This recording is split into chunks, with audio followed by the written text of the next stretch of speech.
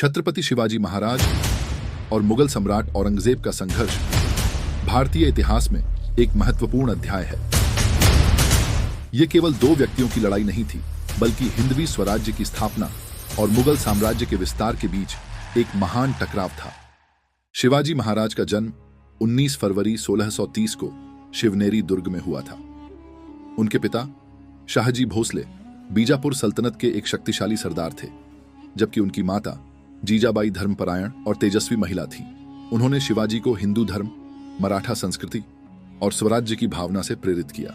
बचपन से ही शिवाजी ने स्वतंत्र राज्य की कल्पना की और बीजापुर सल्तनत तथा मुगलों के खिलाफ संघर्ष की शुरुआत की। 1645 में मात्र 15 वर्ष की आयु में शिवाजी ने अपनी पहली विजय प्राप्त की और तोरण किले पर कब्जा कर लिया। इसके बाद उन्होंने कोंडाना, सिंहगढ़, पुरंदर, राजगढ़, प्रतापगढ़ सहित कई महत्वपूर्ण किलों पर अधिकार कर लिया। धीरे धीरे उन्होंने बीजापुर और मुगलों के खिलाफ अपने अभियानों को तेज कर दिया। शिवाजी के बढ़ते प्रभाव से चिंतित होकर बीजापुर सल्तनत ने उनके खिलाफ अपने सेनापति अफजल खान को भेजा, लेकिन साल 659 में शिवाजी ने अपने चतुराई और वीरता से अफजल खान का वध कर दिया। इस घटना के बाद मराठों की शक्ति तेजी से बढ़ी। इस बीच औरंगजेब भी शिवाजी की बढ़ती ताकत से परेशान था। उसने 1660 में अपने सेनापति शाहिस्ता खान को पुणे पर हमला करने भेजा। शाहिस्ता खान ने पुणे पर कब्जा कर लिया और लाल महल में रहने लगा। लेकिन 1663 में शिवाजी ने एक चौंकाने वाली रणनीति अपनाई। रात के अंधेरे में लाल महल में घुसकर शाहिस्ता खान पर हमला किया। इस हमले में शाहिस्ता खान की 3 उंगलियां कट गईं और वह बड़ी मुश्किल से बचकर भाग निकला। इस घटना ने मुगलों को झकझोर दिया। 1665 में मुगल सेना ने राजा जय सिंह के नेतृत्व में पुरंदर किले पर हमला किया। इस संघर्ष के बाद शिवाजी को पुरंदर की संधि करनी पड़ी, जिसके तहत उन्हें 23 किले मुगलों को सौंपने पड़े। इसी संधि के अनुसार शिवाजी को औरंगजेब के दरबार में जाना पड़ा।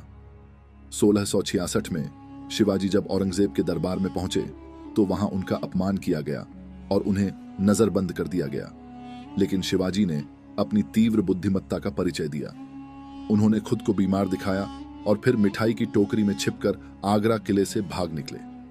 यह भारत के इतिहास की सबसे रोमांचक घटनाओं में से एक थी।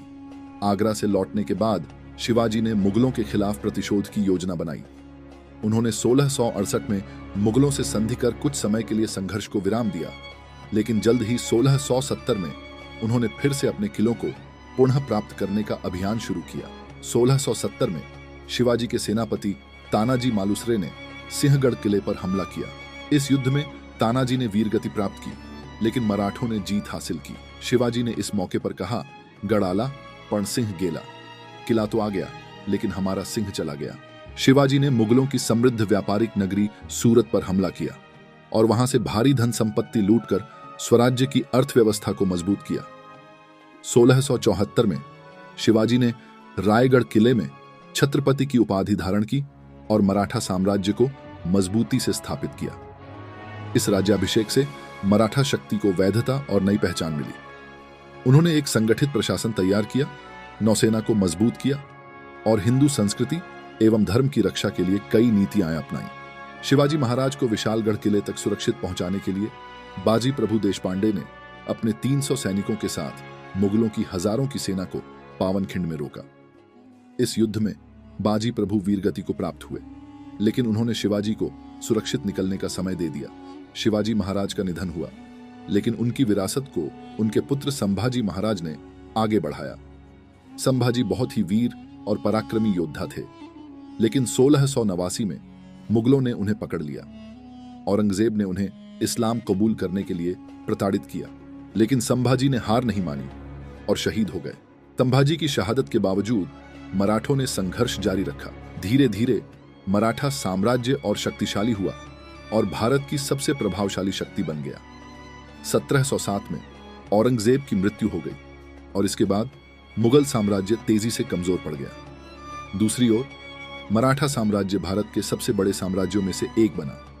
छत्रपति शिवाजी महाराज न केवल एक महान योद्धा थे, बल्कि एक कुशल प्रशासक भी थे। उन्होंने अपनी गुरिल्ला युद्ध नीति, मजबूत नौसेना, कुशल प्रशासन और अटूट साहस से मराठा साम्राज्य की स्थापना की। औरंगजेब के क्रूर शासन के बावजूद मराठों ने संघर्ष जारी रखा और अंततः मुगलों का पतन हुआ। शिवाजी महाराज की वीरता, नीतियां और उनके द्वारा स्थापित स्वराज्य आज भी हमें प्रेरणा देते हैं। आगे जानने के लिए कमेंट में नेक्स्ट लिखें और बैक बेंचर चैनल को सब्सक्राइब करें।